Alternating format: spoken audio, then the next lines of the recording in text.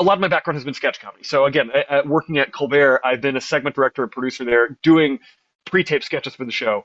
And then my origins as a director is I kind of came up in the early days of YouTube doing sketch comedy, and then directed commercials for about 5 years, which all it comes down to like short comedic things for people with short attention spans on the internet. So I kind of swim in a lot of short form comedy and like something where there's a very clear premise and then escalating on the repercussions of that premise as quickly as possible until you kind of run out of room and then you're done. A lot of conversations that Colbert talks about, like there is a logical conclusion to a premise, and also an audience can get to an element of premise fatigue.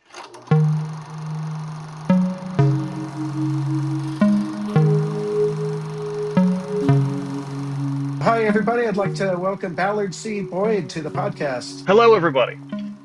All right. Hello, Ballard. Great to have you on.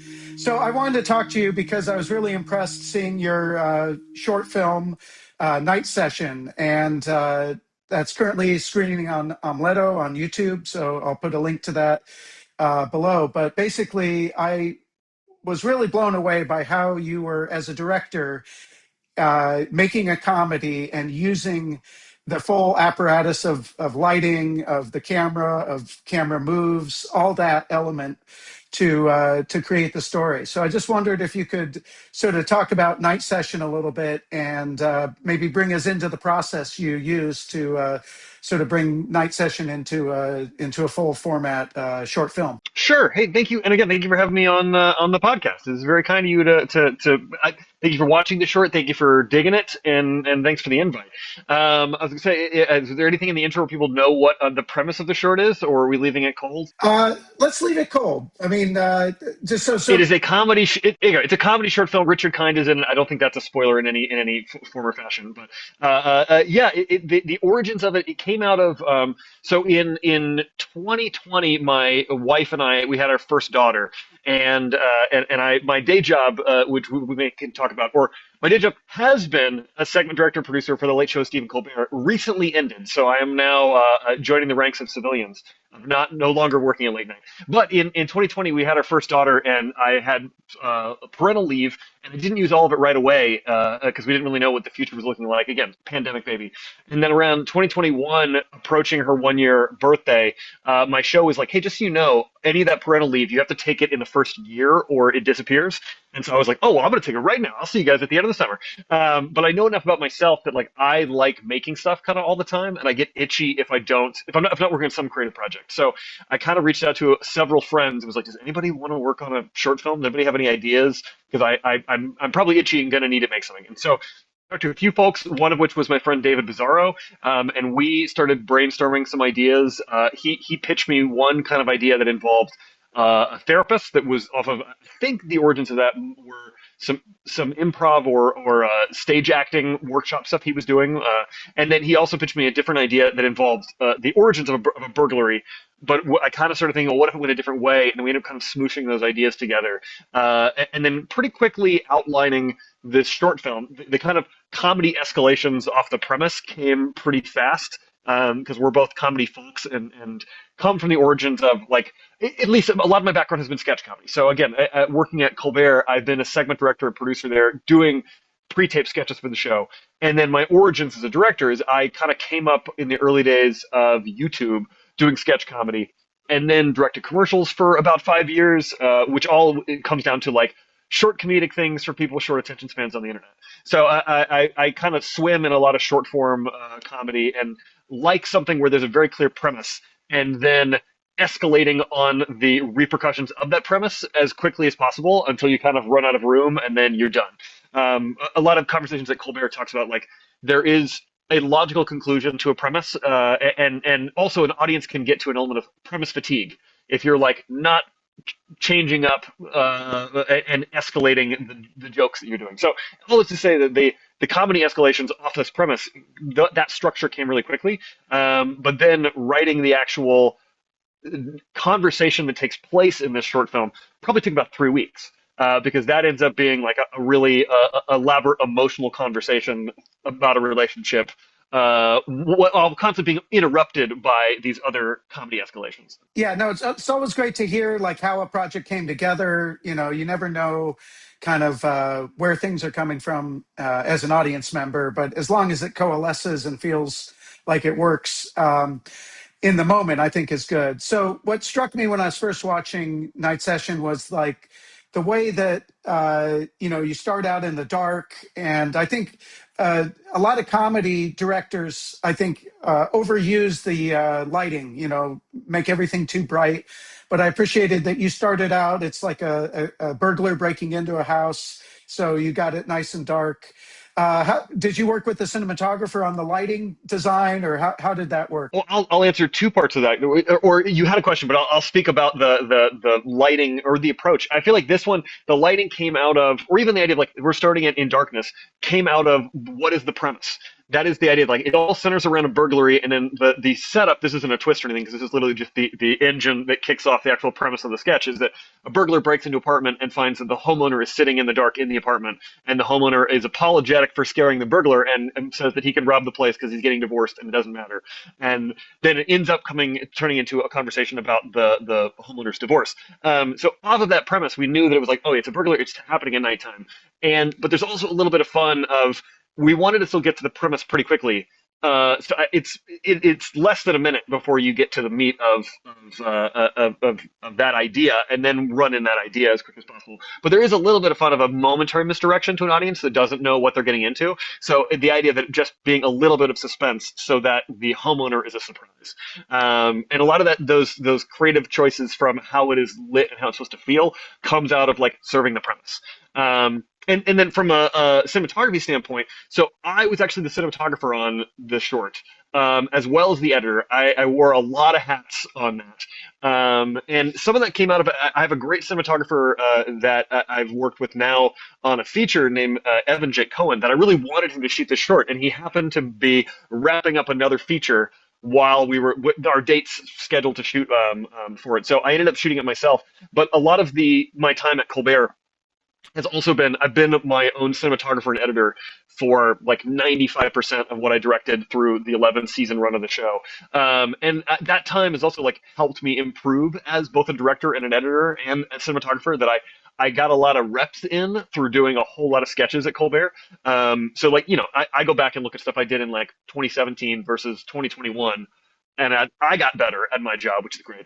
And Night Session, it really was like I wanted to make something because I was just itchy to make something. It was part of it was scratching a creative itch of I like to work on stuff, but also a lot of what I've been spent the last decade to 15 years doing has been short form. So a lot of that really is like 30 seconds to 3 minutes, very, very short, compact time frames. And where I am looking at my career now is I really want to do longer stories. I will always love short form. I'll always come back to short form.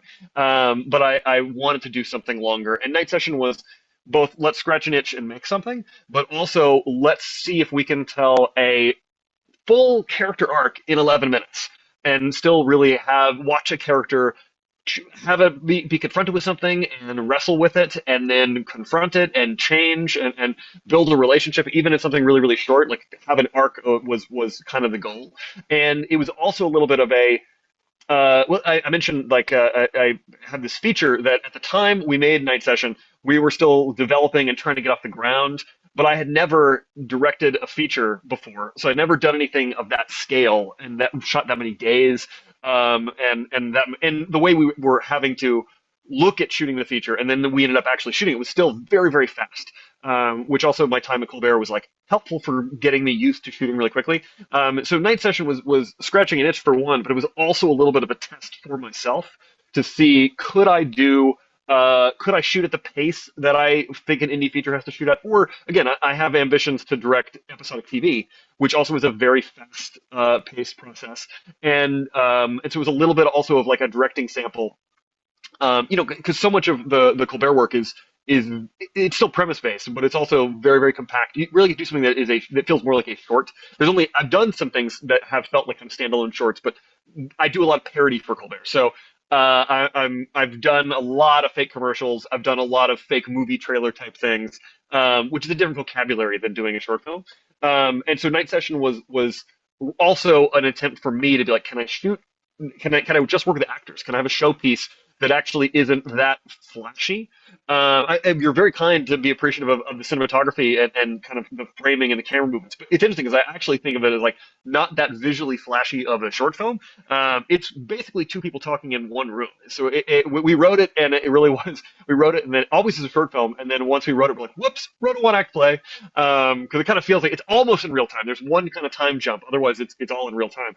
And and the only way to keep it from not like keep it from being boring if it's just two people talking in a room was the blocking, like moving the actors around in the space, and the fact that they're having this conversation but they're in the process of still trying to rob this guy's apartment, is what kind of made it dynamic and at least like a little more energetic.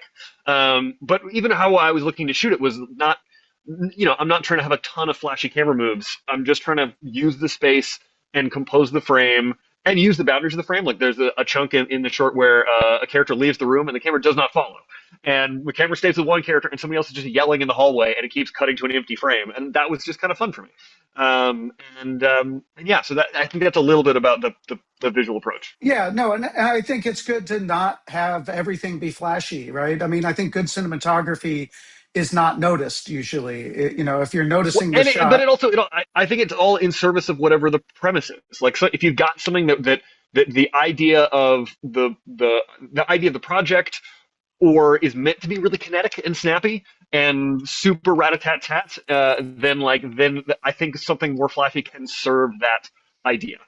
Which I've done things like that they're all really fun. I've done music videos before. That's a whole opportunity to experiment.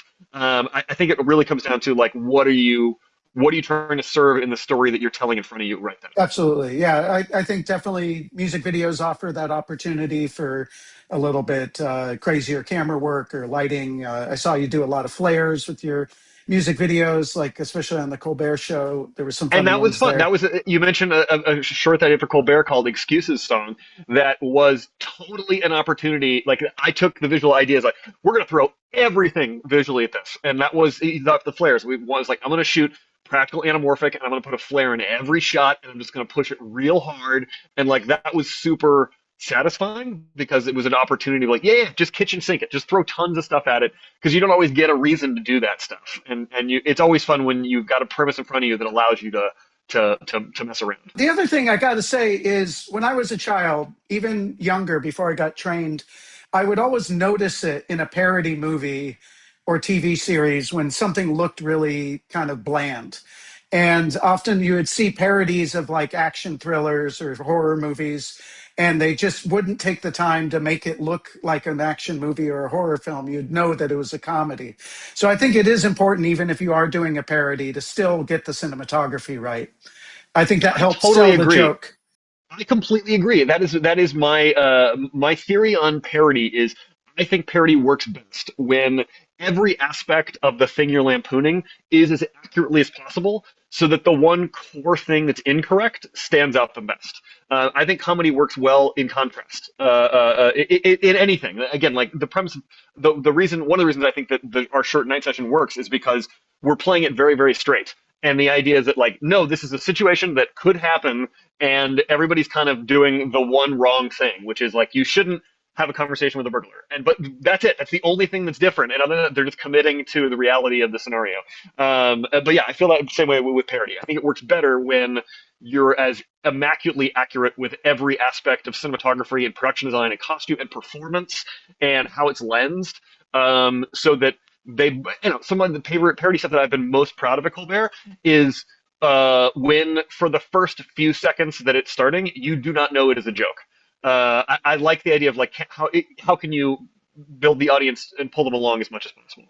Keep the reality of that premise as hard as possible. And I think about this too when like I direct actors. Sometimes, again, being through Colbert, sometimes we're working with celebrities, some of whom have incredible comedy chops, some who may not have as much experience but are still incredible performers. And very often, the best kind of, not best, but a common advice that I find works a lot of the time is don't try to be funny. Just play the reality of the scene. Let the premise do the heavy lift and play it as real for the reality you're in. And then I think the realism works because then again, if the premise is clear, the premise is the contrast and the thing that's incorrect, and you're playing the reality of everything else, so it stands out. In your untucked shirt parody that you did for Colbert, I thought that was also along those lines of like, you've seen these kind of untuck it shirt ads, and you got that look just right. You've done commercials before, so you're able to put all that together. But then when the comedy hits, you really just take it down the line and all the Thank way you. to Yeah, the last shot. yeah, you're mentioning we did a parody thing for Untuckit brand shirts. For those that do not know, this is a brand of shirts that markets itself as looking good untucked, which of course is a shirt. You can untuck any shirt, so it's a very weird thing to begin with. Whenever I can do a commercial parody, it's always really fun because I had a background in commercials. It's like I'm just going to shoot you a real commercial. I'm going to take that approach. I'm going to take the approach. I'm just going to shoot you a real commercial. And in that particular case, the origins of that sketch were twofold. One, it even came to be as making fun of untucked shirts because our old showrunner Chris Licht would wear them all the time, and Colbert and our EP Tom Purcell would just make fun of him. And the origins, the premise of this particular sketch is if you is somebody who is doing a commercial for a similar product to Untucked shirts, but the idea is that he's frustrated that most shirts you can't tuck in, and so it's the first shirt that is designed to be tucked in. That's it. That's the whole joke. Is that if Untucked is that silly, we'll do the opposite version and then commit hard to and escalate off of that premise. But even the how we shot it was really fun. This isn't necessarily shown in the setup as much, but there was a very very serious real commercial for Untucked shirts with the CEO of Untucked shirts. It seems to, again, he can be a very nice guy. The commercial itself is very very self serious, and I watched it and I realized like, oh, they're just shooting on Spring Street down in Soho. We're in New York. Let's just go down there. And so we tried our best to literally do shot for shot. We're shooting at the same time of day, same street corner. I tried to pick the same relative focal length for lenses. Like, we're gonna just match it as much as possible, and that's like I find that part of the game really fun. No, it really, really worked out well. So, how did you get involved at Colbert Show? What did you come in at the start, or did you come in and once it got rolling? I came at the very beginning. I started at the Late Show 2 months before it came on the air, which is pretty bonkers. And excuse me while I cough. I started as a digital producer. So a friend of mine who we went to college together, not at the same time. We kind of met through alum events. She was an intern at the Colbert Report, Stephen's previous show on Comedy Central, before taking over on CBS. And then was hired as a PA. And then when the Colbert Report ended, she was moving on to this brand new iteration of the Late Show, and kind of let me know that like, hey, they're looking for a digital producer, which at the time wasn't even that well defined of a role. But it eventually became, we need somebody. The digital side was all the social media and web presence and marketing for the show. And she basically was like, hey, they're looking for somebody for this role. If you're interested, I can submit some of your work through. If you send me an email, I'll pass some stuff on. And at the time, I was doing commercials and wasn't really looking for a new gig, but I was like, there's no downside. And I was a big Colbert fan. I mean, I watched The Daily Show and the Colbert Report a ton, and I was also a huge Letterman fan. And so I sent through some sketches and some music videos and some commercials, but they were all comedic in nature. And it got me an interview, and I didn't necessarily even think much of it. I just, if anything, I was like, I was a fan and was excited to know what the new show was going to be. Nobody really knew. I was just excited to meet people and go in the room for an hour, if that. I don't think I was in there for an hour, and chatted, and it was really nice. And they ended up hiring me and brought me on to the digital team in the very first iteration, like 1.0 of the digital team. There were three of us and one manager. And in that first year of the show, there wasn't really. It was interesting because the very first, if anyone who watched the show and went back in time, it's crazy that it's now 11 years in the past. That's bonkers to all of us. But that first year, Stephen was trying to kind of differentiate from the character he played on the Colbert Report, which was a very, faux, a conservative blowhard, but a fictionalized version of that had the same name as him. But it was a very heavily political show. And our first year of the Late Show was really like, we're going to deviate from it. We're going to just go weird and silly and who knows. And that first year, the ratings were a little rocky, and we kind of really hadn't found our footing, which was interesting. And then we brought on this showrunner, Chris Licht, who was with us for several years, and he was the one who really kind of suggested of like, it coincided with the rise of Trump in the 2016 elections. And it was Chris that was like, you just spent 9 years doing the Colbert Report, developing one of the best skill sets in the world to comment politically on the nature of things and write political jokes. Why are we not using that skill set? And then the show kind of skewed a little more political, while still keeping an edge of silliness that was different than the report. But it was very well received, and that worked out well for us. But that first 2 years, the digital team didn't really have a lot of rules. Like, if I'm looking back, I honestly was like, the digital team now knows what they're doing. They're very good at social media. They're doing a great job, or were doing a great job before the show ended. And our first year, I mean, I think we were not doing a great job, but had a lot of flexibility to take big swings creatively, and a lot of encouragement from the head writers and our manager Rob Dubbin to really come up with weird ideas. And I feel like instead of we were promoting tweets and promoting segments from the show. We were also just making a lot of original content backstage with celebrities, a lot of weird scripted sketches. We're just making a lot of weird stuff, and had a lot of flexibility. And what ended up happening was that those silly bits that we were doing ostensibly for the web only, Steven started seeing these sketches and basically was like, "This is hilarious. Why don't we just put this in the show?" And digital bits started getting slid into broadcast. And a part of that too is I think I came at the show with a different background in the fact that, like, I came from commercials, so I was used to a little bit more visual panache. I built a bit of a reputation throughout the years of making things look like they cost more money than they did, which was valuable to the show. In that first year, at least, the Colbert Report was a fake news magazine show. So everything was shot at 30 frames per second with news ENG cameras, and that was kind of the look of the show. And I came in, and all of a sudden, I was one of the first people shooting sketches at 24 frames a second and color correcting sketches. And they were looking, the production value was a different jump than what was just the confines of the show proper. And that was helpful because it made pre-tapes jump out a little bit more. And so what ended up happening is over the first 2 seasons, I ended up getting 49 segments on air. And then going into season 3, they moved me officially to the field department, which is one of the two kind of teams that does pre-tapes for the show. And then I was in field for the rest of the show, and because I kind of came from the digital team, they hired me because I could grab a camera and shoot stuff and cut it and put it on the internet. They just needed content badly. And when I moved to field, they kind of let me keep doing it. So at one point there were 4 field teams that we work in teams of 2. So it would be a director producer and then kind of an associate producer logistics person. And there were 4 teams, and then in the last few years there were 3 teams. And I was the only kind of director producer that also shot and cut their own sketches.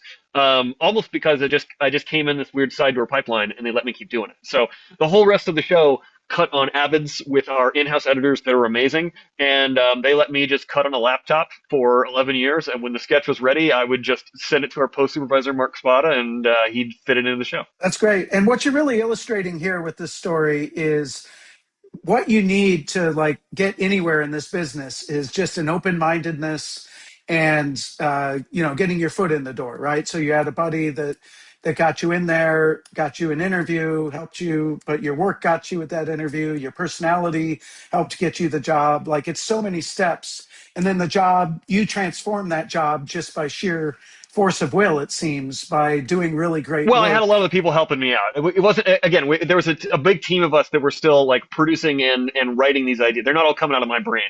I was never a creative writer to the show. I pitched stuff over the years, but I was mostly a director. It's interesting, because like a night session I co-wrote with my friend David Bizzarro.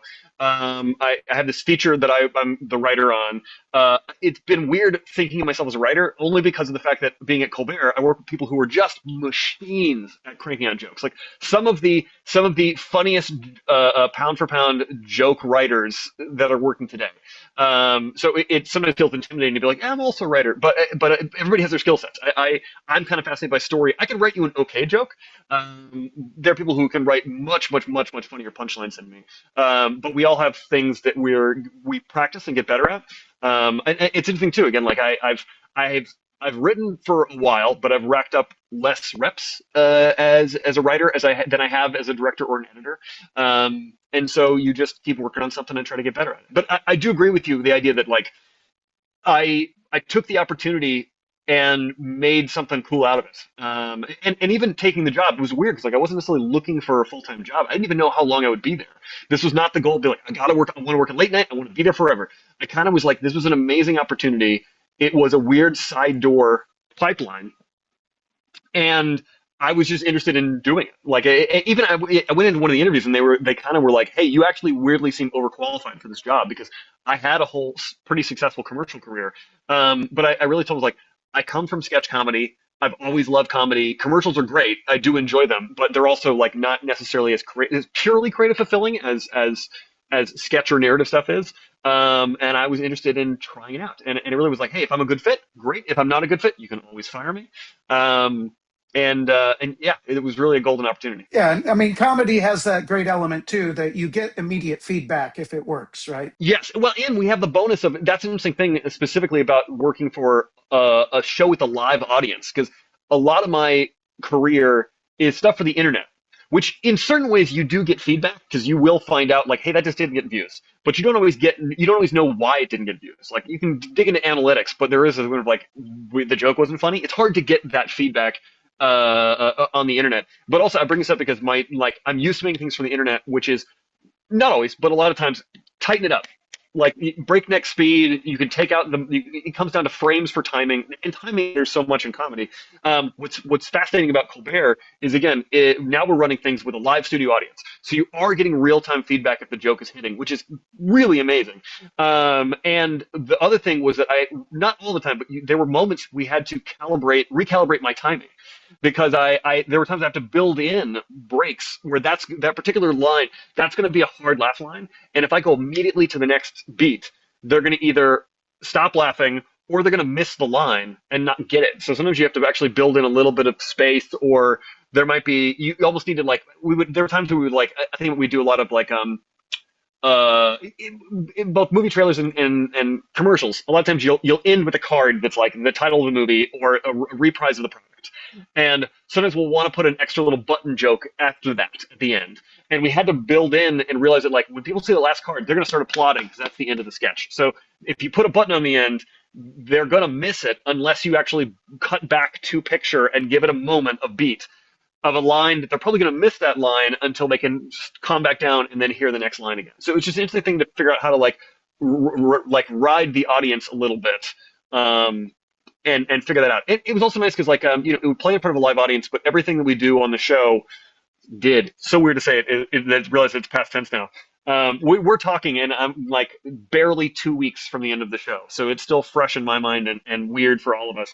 But the stuff was great as the show is that everything was rehearsed before it was up in front of the home audience, and the rehearsal audience is just the staff. But that was crucial for Stephen every single day. He would read everything in the teleprompter that he would potentially read that night. So he reads the whole monologue, every act two of comedy, every piece of tape that's going to an audience has to run in front of the rehearsal audience because you do find out that like, oh, that line that just didn't hit as hard, and let's lift it out, or it drags a little bit, or it feels like it's taking too long to get to the next escalation. Let's pull that beat up.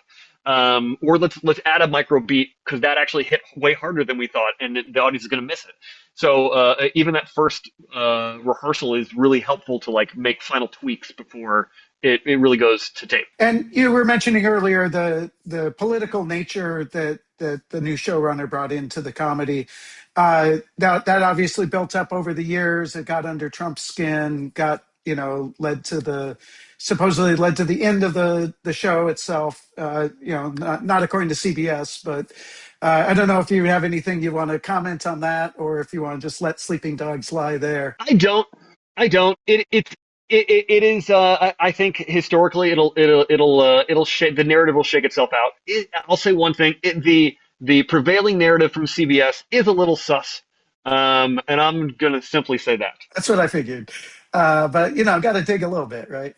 Of course. Um, so let's talk about your new feature that you're finishing up now. You're in post, I believe, and how did all this build up to help you kind of figure out how to make a feature version of a film? I've always wanted to make a movie. I mean, so many of us get into this because we love movies or we love TV, and you're like, well, I want to do that thing. I want to do the real thing.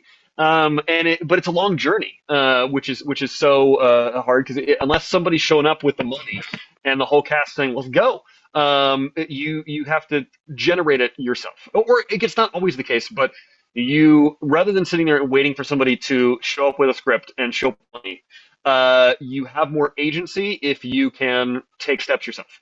or you always have agency. It just might take a little longer, and that's one of those things where, at least for myself, I mean, I'll just want to say this loosely without necessarily context, but I feel like throughout my career, I've only gotten people to pay me to do a thing when I could prove that I could do the thing. And some of that is, there's an argument that's like, oh, that's unfortunate that it, uh, industries and structures aren't like taking a chance on new people to see what they can do. But I understand it from a financial risk invite. Like, you're spending a lot of money, whether it's a commercial or a music video or a TV show or a sketch thing. You're spending a lot of money, and you want to know that somebody's going to nail it, or at the very least not tank it. You want to know somebody's going to stick the landing. And I understand the idea that it's helpful to prove that, like, I've stuck the landing before. And then you're like, all right, I believe that maybe I'll stick the landing a little bit more. And if you can build up a track record of sticking the landing, then I think that's and a good reputation of not being a jerk and being pleasant to work with, if not enjoyable to work with, then that can help get work.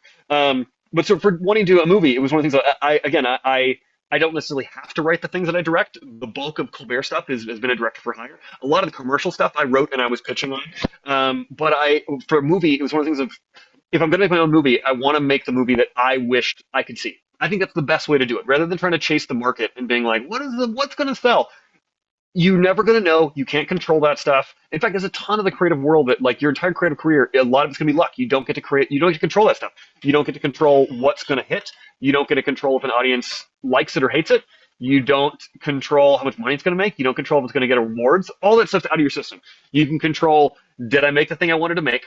And did I enjoy the experience making it? Those are the only things you really get to control. It's a good reminder for me. It's funny, I say this because the idea of, like, I've been lucky enough, incredibly lucky with Colbert, that I was started as a director, became a credited producer on the show, got to win an Emmy by riding along with the Colbert train. But as amazing as that has been, it's also a good reminder of that, like, hey, that's lovely, and the work's still the work. And you got to just love the thing you're making, because that's the only part you get to control. You don't get to control if there's awards. So I wanted to really just pick a storyline that was the movie that I wanted to make. And it's an interesting thing to figure out, like, what is it going to be? So the movie that we made, we shot it a year ago. We shot it last April of 2025. We've been in post. We picture locked about a month ago, so we're in the kind of tail end of color correction and music mix and all that jazz. It's been really exciting. It was really hard. That just comes as a surprise to no one. But it was also the most satisfying thing I've ever done. It was like, oh, that's the most fun I've ever had. And I wanted, we wrapped, and I was like, I want to do it again immediately, just 25% slower, because we shot very, very quickly. And it was really interesting because I feel like all the time at Colbert, the short film night session, all of that built the skill set up that I needed to do the feature.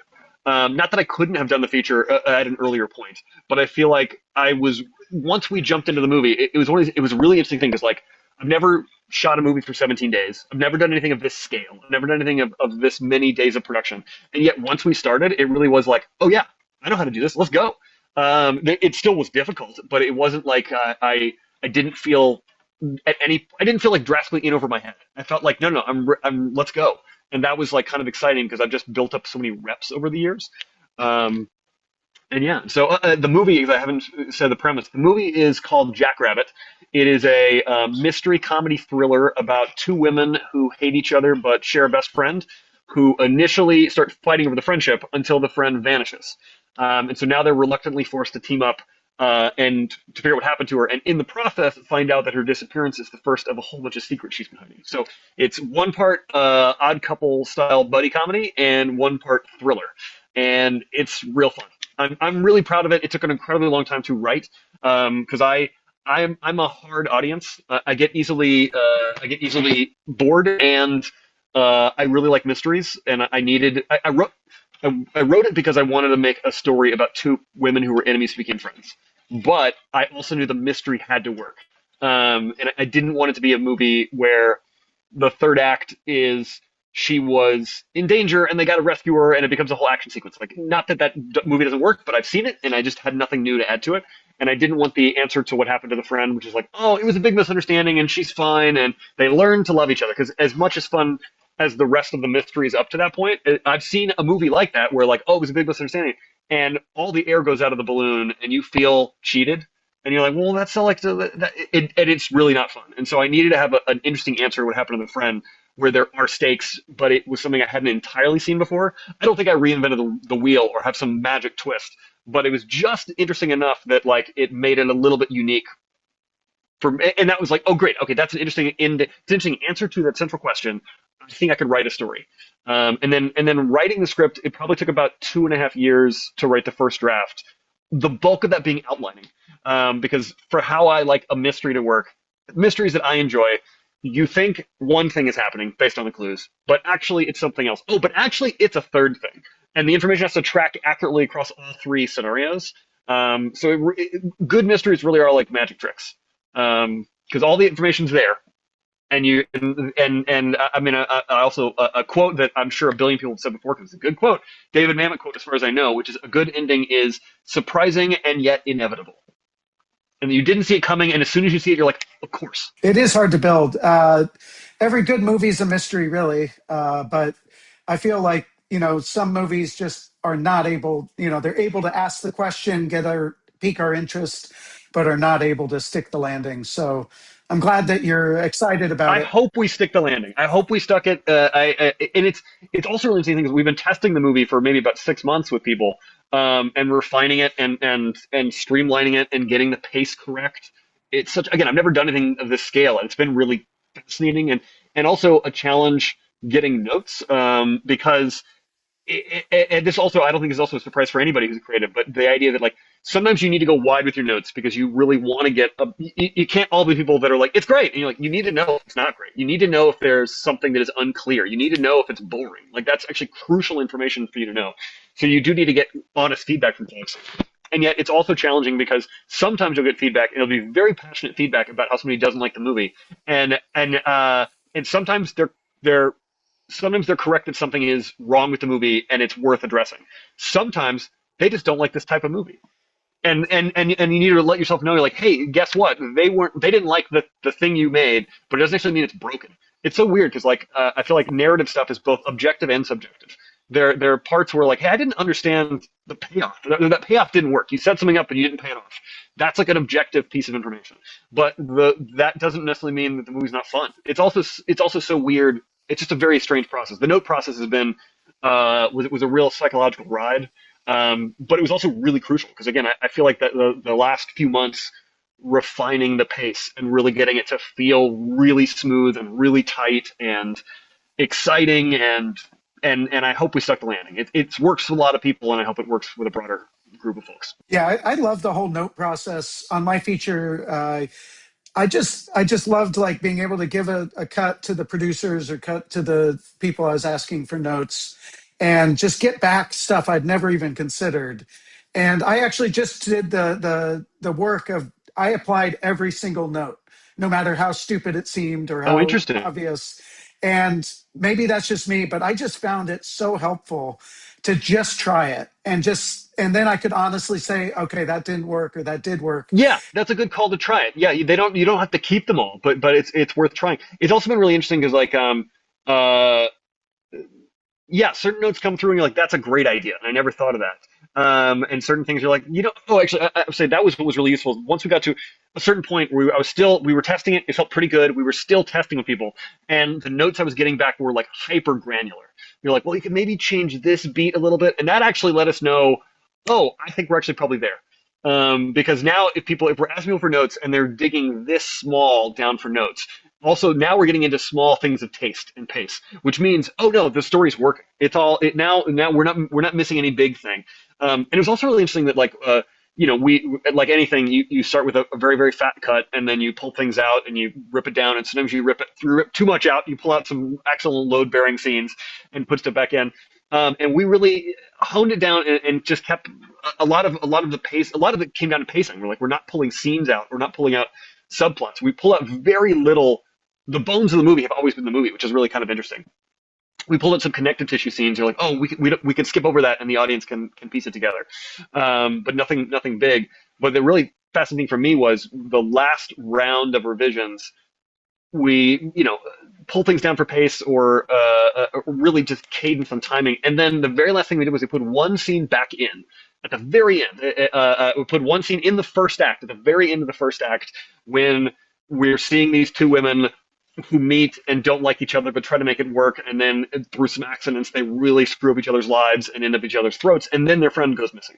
And there was a scene that the kind of conclusion after a fight, or there is one character who kind of screws something up for the other character, and there was a fight scene, and we realized you could hop over it and it would work, and it was a long scene.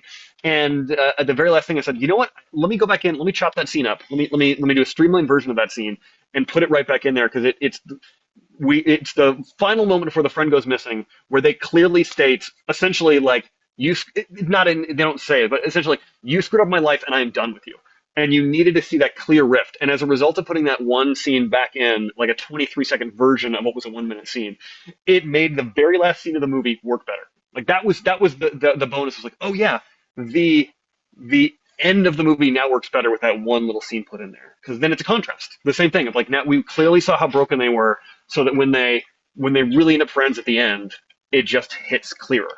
And that was a cool thing to discover. Yeah, and going from shorts or sketch comedy to a hour and a half to 2 hour kind of time frame. It's a big jump. Yeah, the movie is in 96 minutes. 96 minutes. That's great. I love comedies that are in that 90-minute range, I think. It's funny. I mean, there's a part of me, there's still part of me is like, it should be shorter. We can make it shorter. The credits hit in 92 minutes, which feels pretty good. And it's also really interesting because like it's a tonally different thing for me.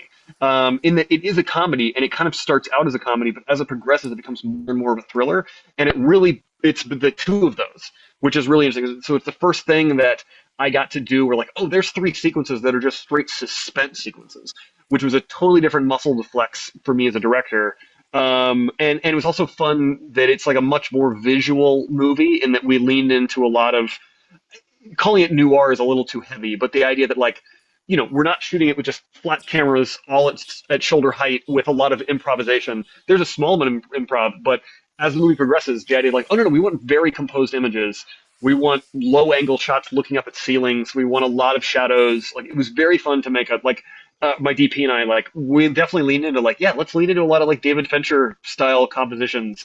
And yet there's still comedy intermixed with the thriller stuff as it progresses. That's great. Did you find anything like really surprised you moving into more of a genre piece?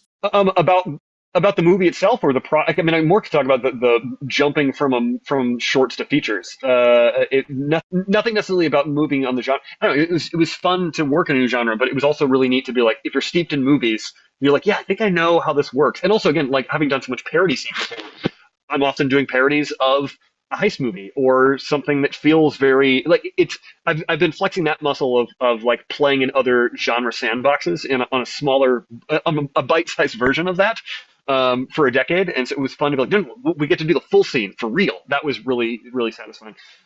Jumping from short to feature, again, like the stamina side of things, it was legit. Going from shooting 2 days. Night Session was shot in 2 days, and the script for that was a 16-page script. The 16-page script, the final short was about 11 minutes. We kind of knew it was always going to move faster than the page count because it's just dialogue. There is blocking, but it's really like a play. They just go. They just talk the whole time. And it was also meant to be quick in how they talked. I think that our first cut for that 16-minute script, I think our first cut was 12 and a half minutes. And like that pacing was about right, like about 25% shorter running time than the script. And then we cut out another minute and a half in pacing. Like, you can lose that line, you can lose half of that word, just like really hyper granular, pulling stuff up. And then the Jackrabbit was 116 pages. We shot it in 17 days. I feel like we did kind of not everything wrong. That's too, but everything I always hear for your first feature of like 4 actors, 1 location, keep it contained, keep it simple. This was 30 locations, 45 speaking roles. It was a giant movie that we basically just figured out how to do for very little money. And we just backed ourselves into that number. And I could not be prouder of our team in the fact that like it does not look like the number that we shot the movie for. It looks like it cost probably 10 times our actual price tag. And that's a real testament to how insanely good the crew is, how insanely good my cinematographer is, and our production designers and our location managers, because we weren't building sets. So everything is, these are all 30 locations, but we shot all across New York City. 3 out of 5 boroughs. They're all practical spaces. So a ton of the production lift comes from what locations would we find, because that's the lift. And the cast being so incredible. The cast is just so bonkers good. The movie stars Taylor Ortega, who is currently starring in, Dan Levy, who did Schitt's Creek, has a brand new show on Netflix called Big Mistakes. This is his new project. It's kind of a family crime saga, but it's a two-hander, and it's him and Taylor Ortega. This is her big breakout role. Just got renewed for second season. It's a great show, and she's excellent in it. I'm excited that America is like fall in love with her in the show, and she's so good in our movie, and I'm so lucky to her. And this other actress, Kuhu Verma, who is Indian American. She's remarkable. She's so charming. They both have such incredible chemistry together, of like two people who hate each other and are at each other's throats and then become the best of friends. It's a joy to have like really good actors that just absolutely like jump off the screen. It was great. I realized I didn't answer your question of what did I learn. I really completely skipped over that. I'm just like singing the praises of what the team did.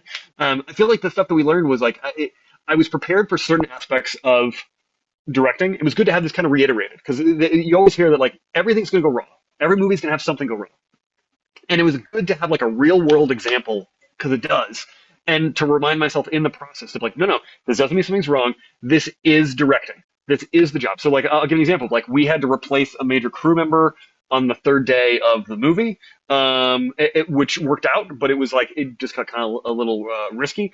And we lost a major location, one character's entire location. That was the last 3 days of the entire movie. We lost the location 24 hours before and had to replace it with, I had 10 minutes to basically look at a place and be like, can you make this work? And I was like, yeah, I guess I will. And jump into the last 3 days of the movie without a shot list because we didn't have time to prep it. And know that like, hey, we're going to make it work. Not only are we going to make it work, it ended up being probably better than we anticipated. Like knowing that things go wrong, those are opportunities, doesn't necessarily mean that things are broken or the movie's broken or it's a terrible sign. Realize that like, no, that's the process. We had a one actor in the movie that we shot one, it was a subplot character. We shot one scene with them. It was okay, but it wasn't really gelling. And we ended up replacing that actor in an indie at a crazy low price tag in 17 days. We replaced an actor and reshot a scene. Normally, you would never reshoot any scene. You don't have flexibility for that. But that came to somebody looking at it and saying the chemistry isn't working, and I think it could be better. And we had somebody else in the wings, and they came in and did a chemistry read, and it worked really well, and it made the movie better. And that was a testament of like people on the cast and crew like speaking up, being like, hey, I have this concern, can we look into it? And you could have that easy answer of being like, no, make it work, we can't change this is the plan. And the idea that like sometimes you have to be like, no, you got to also make that work. David Fincher has a great quote that I need to like, I say that quotes, I need to search them to make sure I'm getting the quotes right and not just paraphrasing and attributing to the wrong person. But I feel like even David Fincher, who we all think of as like a very meticulous director, he has said directing, you don't know what directing is until the sun's going down, you have 5 shots left, and you're only getting 2. That's the job. That is the job. Your job is not to get it perfect. Your job is to work within the constraints and get the movie in the can, and know that what does it come down to that is the most important thing that is needed for the scene and the characters to tell the story. That's the job. And if you can figure out how to do that with some panache, and then great. But you don't want to get a perfect shot if it you don't want to get that really cool shot if it doesn't leave time for the performance of the actors. It's about the characters and focusing on them and telling the story right. And my producing partner, I have 2 producing partners on this movie, one of whom, Andrew Vandenhouten, has a great quote that I love it, so I say it a lot, but also think it's really a good touchstone. Is he says, the best special effect you're ever going to have is an actor's face. And that's always really good to remember. Like, you can have a cool explosion, but if you don't care, it doesn't matter. And sometimes if you got a great actor in a close-up, man, just let it play. Like, I think Night Session, we had a great scenario with Richard Kind being an amazing actor, and he has kind of an emotional catharsis in the middle of the movie. And there's one cut because I needed to switch takes. I needed to stitch from the beginning of one take to the end of one take. But other than that, he kind of goes into this moment, and I just push in a little bit and just stay in a close-up and just stay in his face and let it, and that's it. And it's great. One of my favorite scenes in Night Session is basically It's the two main characters talking to each other. It's a little intimate conversation moment where they're really kind of peeling the vulnerabilities off and bonding for the first time in a movie. And it's just like a medium and a wide shot on one person, a medium and wide on the other, and that's it. And just watching like one line in a close up, it like makes me well up every single time because they're just great performers. And sometimes that's the greatest thing you got. Yeah, your casting is great in that film, and everybody just pulls their roles, uh, executes astutely. So, congratulations. Casting is such a good part of directing as well, obviously. God, it's so crucial. I mean, I might have been Sidney Lumet who's like said again. I'm going to throw these names out. Who knows? I get these right, but I feel like it was him who said that like 90% of directing is casting. Yeah, I think You that can do sounds everything like him. great, and you can get everything. You can shoot everything else great, but if the wrong actors in the role, then it don't work. And it's funny because like so much of directing is making decisions. Like where does the camera go? Which color chair? Like a lot of it's a billion decisions. You just have to pick. You can always change your mind, but nobody can work unless you make decisions. That's the job. And I'm pretty good at the bulk of that process. I just know about myself. I've now made peace with it. That casting is the one area where I will get way in my head and overthink it and question myself and lose sleep. And yet, I seem to have a pretty good track record and so I've now was like that's just my process. Sometimes writing is incredibly frustrating and excruciating and painful, and that's not necessarily a sign that it is you're doing it wrong. Sometimes that might just be the process, and that's okay too. Well, casting's one of those things that really feels obvious in hindsight too. I mean, I've looked at like 50, 60, 70 people for a role, and it's so confusing sometimes. It feels so overwhelming. It's So, overwhelming, and also you like to look at it all with like beginner's eyes. Like the idea of like it's hard. no, it is hard. So what's your process now? You're getting through the end of post. Do you have are you going to try for a festival run or a direct Yes, sale? we've already been submitting to festivals. We have not gotten into the ones that we've submitted to, but we have more than in the pipeline. You cross your fingers about that. Yes, they appreciate the support. There you go. And yes, the festivals. We'd love to have festival run because it's fun to go to festivals and it's fun to roadshow a movie. That's always a joy. But the hopes is to try to sell it. We made this independently, so we do not have a distributor on the back end. We have some connections, so I do think it will find distribution. We have a backstop, so it's not going to never see the light of day. But you hope that it will get some legs and find a good home. So it's so hard. This part of the process is like out of our hands. Other than you do your best at the movie and hope people really respond to it. Again, as you know, that part's so weird because you never know. You could have a night session. Thank you for being so supportive of the short. It was such an interesting process because we submitted that to so many big festivals. Didn't get into any of the top festivals in America. But then we premiered Indie Shorts in Indianapolis, which was a really fantastic festival. They're so filmmaker friendly. They program really well. That was like I will highly recommend that festival to anybody that has shorts because it's just it's all shorts. But they run a really tight ship. It's a great festival. They're really fun and supportive. It's an Oscar qualifier. They're great. And we premiered there. We won the Comedy Audience Choice Award, which was a really lovely bonus. Especially that was our premiere, and we knew no one in Indianapolis. So it was really cool to like get that accolade from like, yeah, this is just a random audience of weirdos that are not stacked to support us.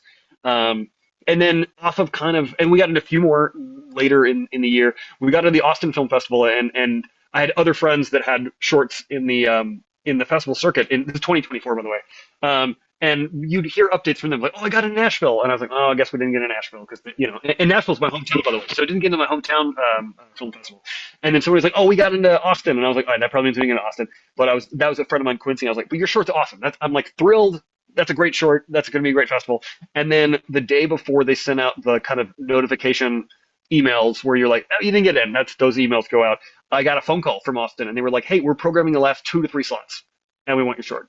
And it was like right under the wire. And sometimes that happens. And I was going to say, like, you could have a great short. And Night Session has had this really, I mean, incredibly lucky long tail that it's been playing festivals now for 2 years. It's been online since February of 2025. Like, we didn't think it was going to have a long tail. So we're like, just put it out. I'll just get it out. I made it for people to see it. I don't make it to try to, like, run festivals. That's just been a bonus. But it played at some festivals, and we got a lot of support of some programmers who really dug it. and it only takes like one or two people who really like it, and then they recommend it to other festivals, or they're programming another festival, and then off of that somebody sees it and say, and we just get invitations. So it's been this lovely bonus, and you don't get to control that stuff, but it's a good reminder of that, like, if you don't, we all want to premiere at Sundance and then have a giant sale. But if you don't have that, that doesn't mean that your project is bad or a problem. Again, we released that we were trying to get Night Session in 2026, and it was, 2024 was when we were submitting for festivals. And most people have forgotten that 2023 there was a writer's strike, which meant every creative in America that was out of work decided to make a short that summer. And so friends that program festivals, and they said in 2024 there was 3 times the number of submissions from any other previous year in a decade. And so we were in that. So we look at it and you're like, oh, I'm lucky we got into any festival. And it doesn't mean your short's bad, and you hope that you make your art to the best of your ability, and it'll find its audience. It'll find its people. Yeah, I had a funny similar effect when we made Stargazer, my feature. That was during 2021. And so we were still early in the pandemic, and we were like, oh my Yeah. God, like who could be making a film right now? Like nobody, everything's shut down. This is going to have a great festival run. And we played a dozen festivals and played for a year, which was great. But it was amazing to me how everybody made a movie during pandemic.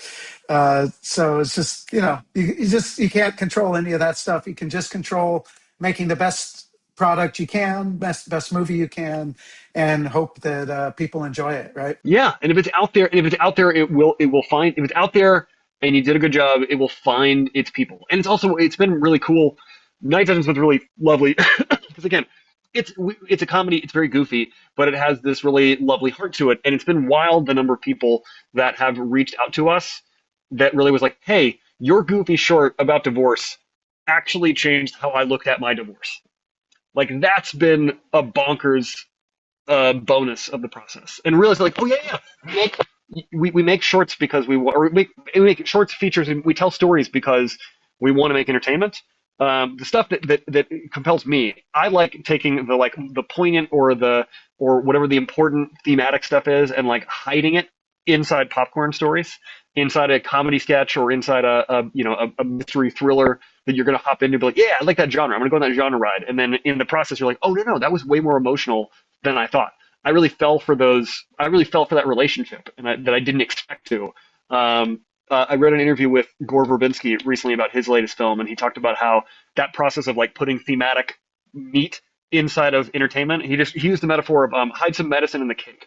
And I think that's a really good descriptor of I think that's the real value of storytelling. You can have people's guards down if you can give them some entertainment, and I think those more important emotional thematic ideas can kind of sneak under the radar. That sounds like a great place to end. I love that concept of medicine inside the cake. So Ballard, thank you so much for coming on How I Shoot. Really appreciate talking to you, and we're going to have you on again. Thanks for having me.